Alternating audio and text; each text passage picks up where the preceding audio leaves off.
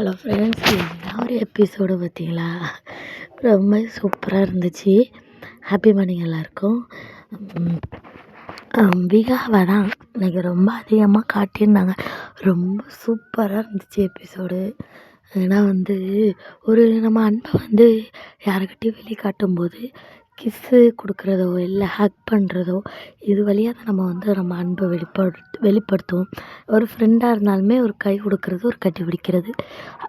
ரொம்ப லாங் டேஸில் மீட் பண்ணும்போதெல்லாம் ரொம்ப அப்படியே இதாக இருக்கும், மிஸ் பண்ணுறது.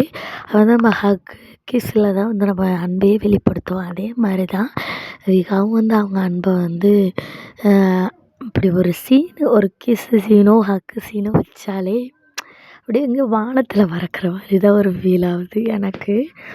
உங்களுக்கு அப்படி தான் நான் நினைக்கிறேன். ஏன்னா நம்மளுக்கெல்லாம் இது ஒரு விருந்து மாதிரி தான் சொல்லணும். எவ்வளோ நாள் காத்து கிடந்தோம் இதெல்லாம் பார்க்குறதுக்கு. எவ்வளோ கஷ்டங்கள், எவ்வளோ ஒரு எபிசோடெல்லாம் தாண்டி கொஞ்சம் ஹாப்பியாக காட்டியிருக்காங்க இந்த எபிசோடில். அப்புறம் என்னென்னா, விஜய் காவேரி சைட் அடிக்கிறாங்க.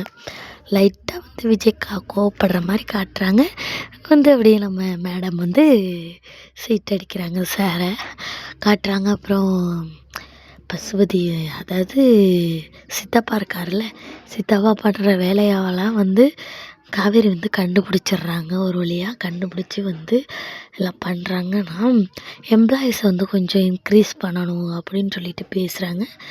அப்புறம் என்னென்னா, எப்படியும் கிருஷ்ணா ஆஃபீஸில் வேலை பார்க்குற மாதிரி காட்டுவாங்க.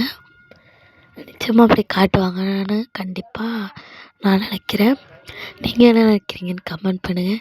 அப்புறம் இந்த 2026 எல்லாருக்குமே நல்லா அமையணும். நம்ம விகாவுக்குமே நல்லா அமையணும், நல்லா இருக்கணும் அப்படின்னு நான் வேண்டிக்கிறேன். நீங்களும் வேண்டிக்கோங்க. ஓகே ஃப்ரெண்ட்ஸ், இதேமாரி அப்டேட்டுக்கு நம்ம சேனலை சப்ஸ்கிரைப் பண்ணிச்சுக்கோங்க.